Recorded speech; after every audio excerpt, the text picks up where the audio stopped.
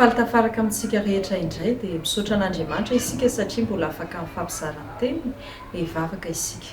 Raha eo misaotra anao izahay no ny tombonandro omenao anay ahafahanay mianatra ny teninao. Aoka ny fanainao masina no hanokatra ny sainay, hanazava ny sainay amin'ny anaran'i Jesosy Kristy. Amen. Androany isika dia hiresaka indray mahakasika ny asarobidiny anio, izany hoe ny ankehitriny. Ny tenin'Andriamanitra ho jerevantsika dia arak'izay voasoratra ao amin'ny Hebreo 7:7-9 dia averindray izany eo amin'ny 5:5 vakiana amin'ny anaran'i Jesosy. Anio raha iain'ny feony ianareo aza manamafy ny fonareo. Matetika ny olona no mangatakandro anatina fanapahan-kevitra mahakasika ny zava-panahy, ny fandraisana an' Jesosy, ny fibebahana, ny fialana ao anatin'ny fahotana.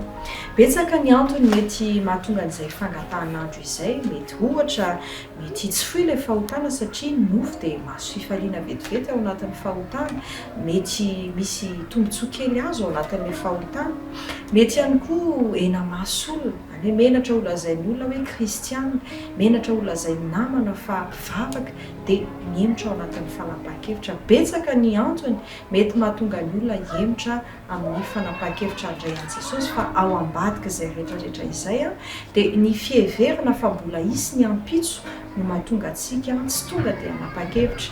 Izany hoe aleo rapitso no manapa-kevitra, aleo amin'ny manaraka ny manapa-kevitra, aleo amin'ny fotoana na amin'ny taona tahaka an'izao no manapa-kevitra.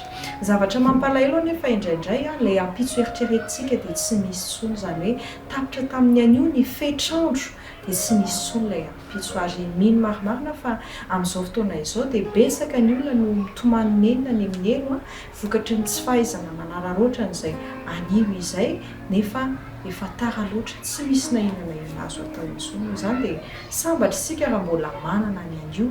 Mahafinaritra ny fanapahan-kevitra ny ray sy ny mpianatra rehefa natsoin'i Jesosy izy ireo hanaraka azy.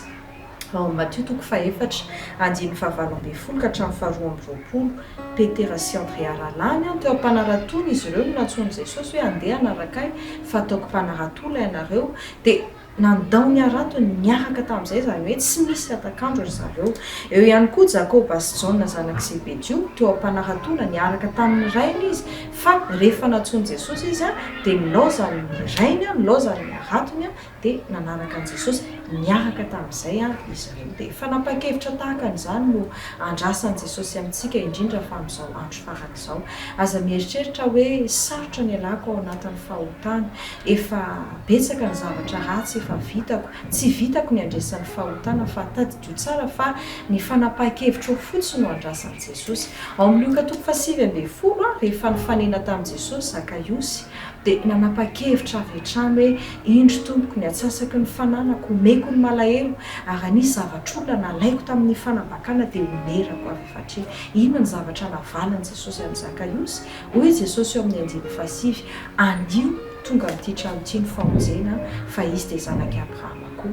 Izany hoe amin'izao maizy anao izao mihitsy manatona an'i Jesosy andio, fa izy dia milaza amin'ny Apokalipsy 7:20 indro efa mitsangana eo am-baravarana aho ka mandontolo, raha misy mihaino feo aho ka mamono varavarana dia hiditra ao aminy aho ary ala hisakafo aminy. Izany hoe mila alohantsika mamono varavarana, izay Jesosy vao afaka miditra. Jesosy no manao ny fanaovany. Raha ny zanaka no anafaka dia tena ho afaka tokoa tsika. Izany hoe tsy herin'ny tenantsika no ialantsika ao anatin'ny fahotana, fa ny anjarantsika dia ny manapa-kevitra fotsiny anio, tsy miandry rahampitso fa anio dia manapa-kevitra andray an'i Jesosy.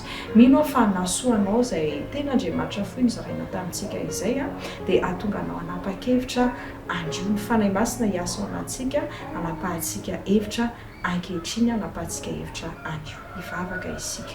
Raha eo misaotra anao izahay satria mbola manana ny anio ahafahanay manapa-kevitra. Anio Jesosy dia atolotra ianao ny fonay mba hanjaka anao, ianao no hanaisotra ny fahotana rehetra, izay dia vonany afohy ny fahotanay ka hamelanao ho tombo sy mpanjaka ny fiainanay manomboka anio.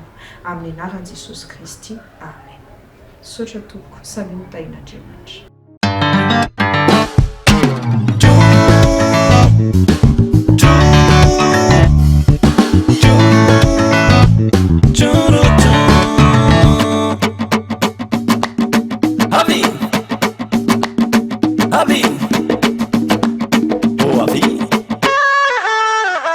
Alone efitra ho fary ao anova izay karakaina zany no teny fikasany tompo amin'izao andro faran'izao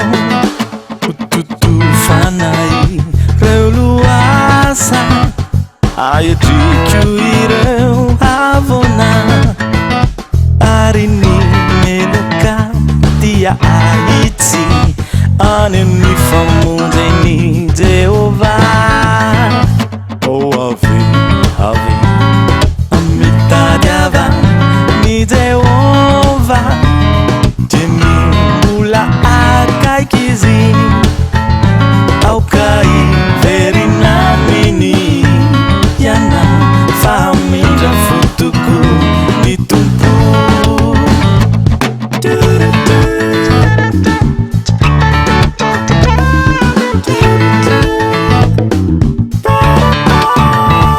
androtsakany fanainizy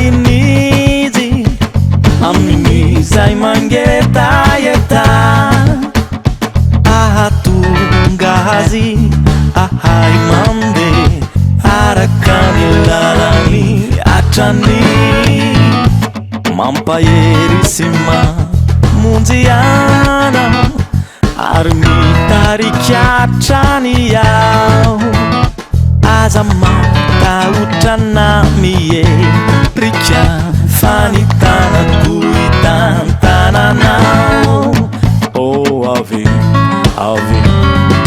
mitady ava ny Jehova dia ny mbola akaiky izy aoka iverina aminy ianao famindra fotoko ny tompo ave mitady ava ny Jehova